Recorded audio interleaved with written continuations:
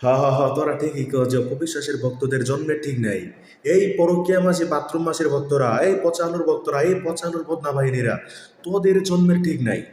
তোদের জন্ম আসলে বাথরুমে হয়েছে, তোদের জন্ম আসলে আড়াগুড়ায় হয়েছে। মানে তোদের জন্ম নর্দমায় কীট পতঙ্গের সাথে হয়েছে। ওকে, তোদের জন্ম অ্যামাজন জঙ্গলে হয়েছে। ওকে, তোরা হচ্ছিস অ্যানাকুন্ডার জন্ম, অ্যানাকুন্ডার ফয়দা হচ্ছিস তোরা। হ্যাঁ, অপবিশ্বাসের ভক্তরা কোনো দিন মানে কোনো নোংরামি কোনো দিন আগে ছড়ায় নাই। অপবিশ্বাসের ভক্তরা সুশীলভাবে চলাফেরা করতে পছন্দ করে, অপবিশ্বাসের ভক্তরা শান্তিপূর্ণ অবস্থায় থাকতে পছন্দ করে, অপবিশ্বাসের ভক্তরা বুদ্ধিভিত্তিক কথা বলে। তারা কোনো দিন মানে ইট ইট ছাড়া, তুই ইট মারস তাই অপবিশ্বাসের ভক্তরা পাটকেল ছুড়ে, তুই ইট মারবি না অপবিশ্বাসের ভক্তরা কোনোদিন পাটকেল ছুড়বো না।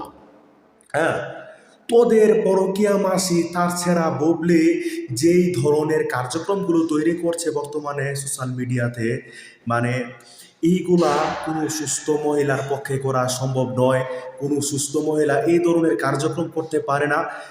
অস্বাস্থ্যকর বানাই লাইছে আসলে সোশ্যাল মিডিয়াটাকে। সোশ্যাল মিডিয়াটা ছিল একটা সৌন্দর্যপূর্ণ, হ্যাঁ, সোশ্যাল মিডিয়াতে আমরা যাই একটা সুন্দর রিলস দেখার জন্য, হ্যাঁ, তারপর এন্টারটেনমেন্টের অনেক নিউজ আছে আমরা দেখার জন্য যাই, রাজনীতি নিয়ে অনেক পোস্ট আছে আমরা দেখার জন্য যাই, বুবলির খেচর খেচর খেচর খেচর দেখার জন্য আমরা সোশ্যাল মিডিয়াতে যাই না। হ্যাঁ, আর খেচর খেচর দেখলে আসলে মেজাজ গরম হয়ে যায়।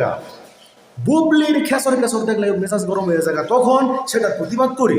বুঝছ নাই? কোনোদিন তো বুবলি একটা ঘটনা ঘটাইলে সেটার প্রতিবাদ করি। বুবলিরে বল আড়ালে চলে যেত, বুবলিরে বল সোশ্যাল মিডিয়াতে এসে গেজর গেজর না করতো, বুবলিরে কর মিথ্যা প্রপাগান্ডা সৃষ্টি না করতো, তাহলে আমরা কোনোদিন কথা বলবো না সোশ্যাল মিডিয়াতে এসে।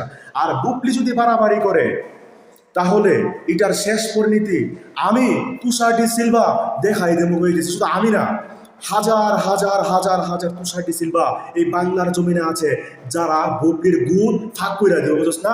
বুবলির তো হুকা বড় সরস, এটা আমি ভালো করে জানি। বুবলি তো ফাঁক করে রাখছে, বুঝছ না? টাক করে রাখছে, আমি ঢুকাই দেবো। বুঝছ না? বুবলির কাছে ভালো হয়েছে তোকা।